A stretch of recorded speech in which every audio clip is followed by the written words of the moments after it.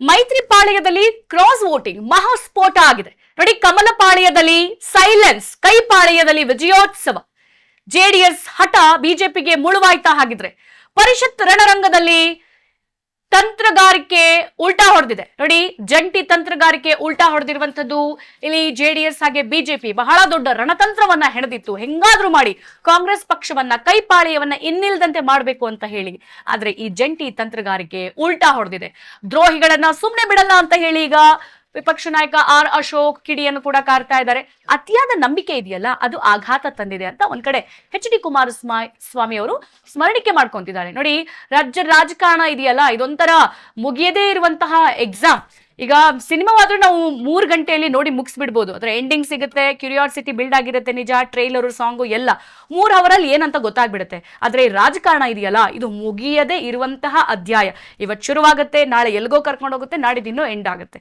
So ಅದೇ ನಿಟ್ಟಿನಲ್ಲಿ ಕೂಡ ಕಾಂಗ್ರೆಸ್ ಒಂದ್ ಕಡೆ ರಾಜ್ಯ ರಾಜಕಾರಣದಲ್ಲಿ ರೆಸಾರ್ಟ್ ರಾಜಕೀಯ ಮಾಡ್ತಿದ್ರೆ, ಮತ್ತೊಂದ್ ಕಡೆಗೂ ಜೆಡಿಎಸ್ ಏನು ಸುಮ್ಮನೆ ಇದ್ದಿಲ್ಲ, ಅದು ಕೂಡ ರಾಜ್ಯ ರಾಜಕಾರಣದಲ್ಲಿ ರೆಸಾರ್ಟ್ ರಾಜಕೀಯ ಮಾಡ್ತು. ಆದ್ರೆ ಇಲ್ಲಿ ಹಿನ್ನಡೆಯಾಗಿದ್ದು ಮಾತ್ರ ದೋಸ್ತಿ ಪಕ್ಷ ಬಿಜೆಪಿ ಮತ್ತೆ ಜೆಡಿಎಸ್ ಕಾದ್ರೆ ಇಲ್ಲಿ ವಿಜಯೋತ್ಸವ ರಣಕೇಕೆಯನ್ನು ಹಾಕಿದ್ದು ಕಾಂಗ್ರೆಸ್ ಪಕ್ಷ ಮಾತ್ರ.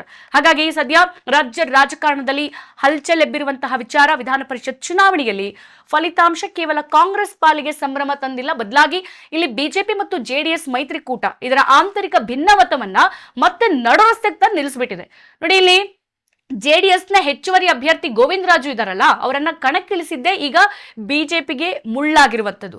ವಿಧಾನ ಪರಿಷತ್ನಲ್ಲಿ ನಡೆದಂತ ಚುನಾವಣೆಯಲ್ಲಿ ಮೈತ್ರಿ ಪಕ್ಷ ಜೆಡಿಎಸ್ ಅಭ್ಯರ್ಥಿಯನ್ನ ಕಣಕ್ಕಿಳಿಸಿದ್ದೇ ಬಿಜೆಪಿಗೆ ಸದ್ಯ ಮುಳುವಾಗಿದೆ. ಅಡ್ಡ ಮತದಾನಕ್ಕೂ ಸಿಲುಕಿ ಇದೀಗ ತೀವ್ರ ಮುಜುಗರಕ್ಕೀಡಾಗಿದೆ.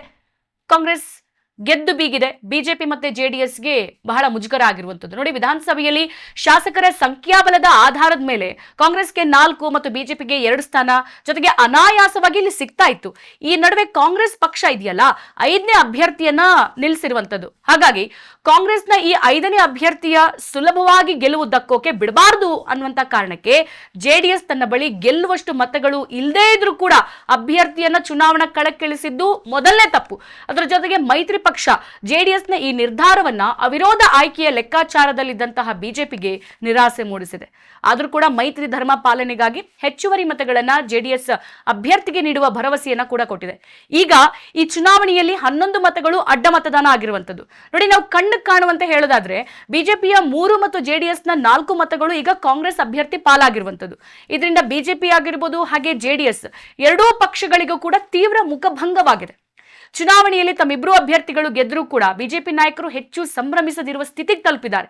ಬಹಳ ರಾಜಾರೋಷವಾಗಿ ಮೆರಿತಾ ಇದ್ರು ಬಿಜೆಪಿ, ನಾವು ಗೆದ್ದು ಬಿಡ್ತೀವಿ, ಈಸಿಯಾಗಿ ಗೆದ್ದು ಬಿಡ್ತೀವಿ ಅಂತ ಹೇಳ್ಬಿಟ್ಟು. ಆದ್ರೆ ಬಿಜೆಪಿ ಈಗ ಮುಜುಗರಕ್ಕೆ ಒಳಗಾಗಿದೆ ನೋಡಿ. ಆಡಳಿತಾರೂಢ ಕಾಂಗ್ರೆಸ್ ಸರ್ಕಾರದ ವಿರುದ್ಧ ಬಿಜೆಪಿ ನಾಯಕರು ಈಗ ಮುಗಿಬೀಳ್ತಾ ಇದ್ದಾರೆ. ಇದೀಗ ದನಿ ತಗ್ಗಿಸುವಂತಾಗಿದೆ. ಈ ಬಗ್ಗೆ ಈಗ ಬಿಜೆಪಿ ಪಾಳಿಯದಲ್ಲೂ ಕೂಡ ಅಸಮಾಧಾನ ಹೊಗೆಯಾಡ್ತಾ ಇದೆ. ವಿಧಾನ ಪರಿಷತ್ನ 7 ಸ್ಥಾನಗಳಿಗೆ ನಡೆದಂತ ಚುನಾವಣೆ 8 ಅಭ್ಯರ್ಥಿಗಳು ನಿನ್ನೆ ಓವರ್ ಆಲ್ ನಿಂತಿರುವಂತದ್ದು ಕ್ಯಾಂಡಿಡೇಟ್ಸ್ ನೋಡಿ. ಒಟ್ಟು 151 ಮತ ಬಿದ್ದಿರೋದು, ಅದರಲ್ಲಿ 5 ಅಭ್ಯರ್ಥಿಗಳು ಗೆಲುವು ಸಾಧಿಸಿರುವಂತದ್ದು. ಬಿಜೆಪಿ ಅಭ್ಯರ್ಥಿಗಳಿಗೆ ಒಟ್ಟು 56 ಮತಗಳು ಬಿದ್ದು 2 ಮಂದಿ ಗೆದ್ದಿರುವುದು. ಇನ್ನು ಜೆಡಿಎಸ್ ಅಭ್ಯರ್ಥಿ ಗೋವಿಂದ ರಾಜು ಕೇವಲ 14 ಮತಗಳನ್ನ ಮಾತ್ರ ಪಡೆದು ಇಲ್ಲಿ ಸೋಲನ್ನ ಅನುಭವಿಸಿರುವಂತದ್ದು.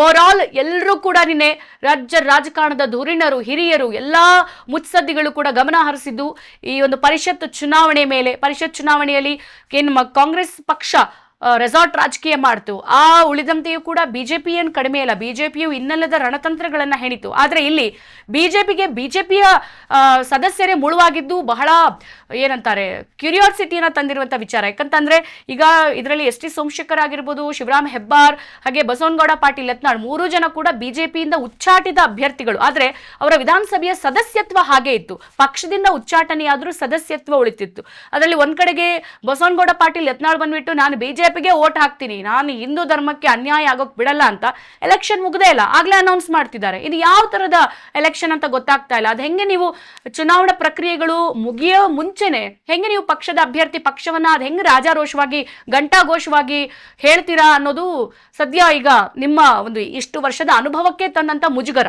ಇನ್ನು ಮತ್ತೊಂದ್ ಕಡೆಗೆ ಎಸ್ ಟಿ ಸೋಮಶೇಖರ್ ಆಗ್ಲಿ ಶಿವರಾಮ್ ಹೆಬ್ಬಾರ್ ಇಬ್ರು ಕೂಡ ಪಕ್ಷದಿಂದ ಉಚ್ಚಾಟನೆ ಆದ್ರೂ ಕೂಡ ಅವರಿಬ್ರು ಒಂದ್ ಮಾತನ್ನ ಹೇಳ್ತಾರೆ, ಒಂದು ಪಕ್ಷದ ಪ್ರತಿಷ್ಠೆಗೋಸ್ಕರ ಅದಕ್ಕೋಸ್ಕರವಾದ್ರೂ ನನಗೆ ಇಲ್ಲಿ ಕುಮಾರಸ್ವಾಮಿ ಅವರಾಗ್ಲಿ ಅಥವಾ ಬಿಜೆಪಿ ಮುಖಂಡರಾಗ್ಲಿ ಒಂದು ಫೋನ್ ಮಾಡಿಬಿಟ್ಟು ಅಟ್ಲೀಸ್ಟ್ ನಮ್ಮನ್ನು ಭೇಟಿಯಾಗಿ ಪಕ್ಷಕ್ಕೆ ಓಟ್ ಹಾಕಿ ಪಕ್ಷವನ್ನ ಗೆಲ್ಲಿಸಿ ಅನ್ನುವಂತ ಮಾತನ್ನ ಹೇಳಲಿಲ್ಲ.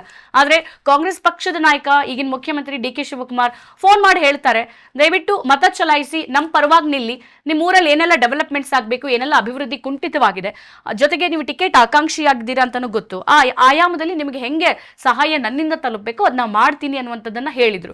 ಹಾಗಾಗಿ ಅಡ್ಡ ಮತದಾನ ಆಗಿದೆ ಅನ್ನುವಂಥದ್ದನ್ನ ಇಲ್ಲಿ ಬಹಳ ಘಂಟಾಘೋಷವಾಗಿ ಒಪ್ಕೊಂಡಿದ್ದಾರೆ. ಜೊತೆಗೆ ಎಚ್ ಡಿ ಕುಮಾರಸ್ವಾಮಿ ಅವರೇ ಒಪ್ಕೊಂಡಿದ್ದಾರೆ, ನಮ್ಮಲ್ಲಿ ಅಡ್ಡ ಮತದಾನ ಆಗಿರೋದು ನಿಜ ಅಂತ ಹೇಳ್ಬಿಟ್ಟು. ನೋಡಿ, ಜಿ ಟಿ ದೇವೇಗೌಡರು ಜೆಡಿಎಸ್ ಪಾಳೆಯದಲ್ಲಿ ಬಹಳ ದೊಡ್ಡ ಹಿರಿಯ ನಾಯಕ ಅಂತ ಹೇಳಿ ಗುರುತಿಸಿಕೊಂಡವರು. ಅದರ ಜೊತೆಗೆ ಎಚ್ ಡಿ ಕುಮಾರಸ್ವಾಮಿ ಅವರ ಜೊತೆಗೆ ಬಹಳ ಒಳ್ಳೆ ಬಾಂಧವ್ಯವನ್ನ ಹೊಂದಿದ್ದಂತ ಜಿ ಟಿ ದೇವೇಗೌಡ ಸಡನ್ ಆಗಿ ಕುಮಾರಸ್ವಾಮಿ ಜೊತೆಗೆ ಜೆಡಿಎಸ್ ಇಂದ ಅಂತರ ಕಾಯ್ಕೊಳ್ತಾರೆ ಅಂತ ಅಂದ್ರೆ ಅವರಲ್ಲೂ ಕೂಡ ಒಂದಷ್ಟು ಗೊಂದಲ, ಜೊತೆಗೆ ಬೇಜಾರಾಗಿರುವಂತ ವಿಚಾರಗಳು ಇದೆ. ಯಾಕಂತಂದ್ರೆ ಕುಟುಂಬ ರಾಜಕಾರಣ. ನೋಡಿ, ಈಗ ಜೆಡಿಎಸ್ ಪಾಳೆಯದಲ್ಲಿ ಹೆಚ್ಚಾಗಿ ಕೇಳಿ ಬರ್ತಾ ಇರೋದು ಕುಟುಂಬ ರಾಜಕಾರಣ. ಕೇವಲ ಅವರ ಅಪ್ಪ ಮಕ್ಕಳು ಮುತ್ತಾತ ಮನೆ ಸೊಸೆರೇ ಬೆಳಿಬೇಕು ಅಂತಂದ್ರೆ ಇದರ ಬೆಳೆಯೋದು ಯಾವಾಗ? ಸೊ ಇವೆಲ್ಲವೂ ಕೂಡ ಜಿ ಟಿ ದೇವೇಗೌಡರಿಗೆ ಬಹಳ ಅಸಮಾಧಾನ ಉಂಟು ಮಾಡಿರೋದು. ಹಾಗಾಗಿ ಅವರು ಯಾವುದೇ ರೆಸಾರ್ಟು ರಾಜಕೀಯ ಯಾವುದ್ರಿಂದನೂ ಕೂಡ ನಿನ್ನೆ ಬಂದು ವೋಟ್ ಮಾಡಿಲ್ಲ. ಡೈರೆಕ್ಟ್ ಆಗಿ ಮನೆಯಿಂದ ಒಬ್ಬಂಟಿಯಾಗಿ ಬಂದು ನಿನ್ನೆ ಮತದಾನ ಮಾಡಿರುವಂಥದ್ದು. ಅದು ಕೂಡ ಜೆಡಿಎಸ್ ಕಲ್ಲ, ಬದಲಾಗಿ ಕಾಂಗ್ರೆಸ್ ಪಕ್ಷಕ್ಕೆ ಅವರು ನಿನ್ನೆ ಮತದಾನವನ್ನ ಮಾಡಿದ್ದಾರೆ. ಹೀಗೆ ಹಲವಾರು ಶಾಸಕರು ನಿನ್ನೆ ಅವರವರ ಒಂದು ಆಲೋಚನಾ ಶಕ್ತಿಗೆ ಬಿಟ್ಟಂತೆ ಅವರ ಆಗು ಹೋಗು, ಜೊತೆಗೆ ಅವರ ಕ್ಷೇತ್ರದ ಕೆಲಸ, ಜೊತೆಗೆ ರಾಜಕೀಯ ನಾಯಕರ ಸ್ಥಿತಿ ಗತಿ ಮನಸ್ಥಿತಿ, ಪಕ್ಷದಲ್ಲಿರುವಂತಹ ಭಿನ್ನಾಭಿಪ್ರಾಯ ಎಲ್ಲವನ್ನ ಊಹಿಸಿಕೊಂಡು ನಿನ್ನೆಯ ಮತದಾನ ಆಗಿರುವಂಥದ್ದು. ಹಾಗಾಗಿ ಇಲ್ಲಿ ದೋಸ್ತಿ ಪಕ್ಷ ಹೇಳೋದಿಕ್ ಮಾತ್ರ ದೋಸ್ತಿ ಪಕ್ಷ, ನಡ್ಕೊಳ್ತಾ ಇರೋದು ಮಾತ್ರ ಬದ್ಧ ವೈರಿಗಳು ಅನ್ನುವಂತ ಬಿಂಬಿಸ್ಕೊಳ್ತಾ ಇರುವಂತಹ ಜೆಡಿಎಸ್ ಹಾಗೆ ಬಿಜೆಪಿಗೆ ನಿನ್ನೆ ಬಹಳ ದೊಡ್ಡ ಮುಖಭಂಗ ಆಗಿದೆ. ಇದರಲ್ಲಿ ಗೆದ್ದು ಕೇಕೆ ಹಾಕಿದ್ದು ಮಾತ್ರ ಕಾಂಗ್ರೆಸ್ ಪಕ್ಷ.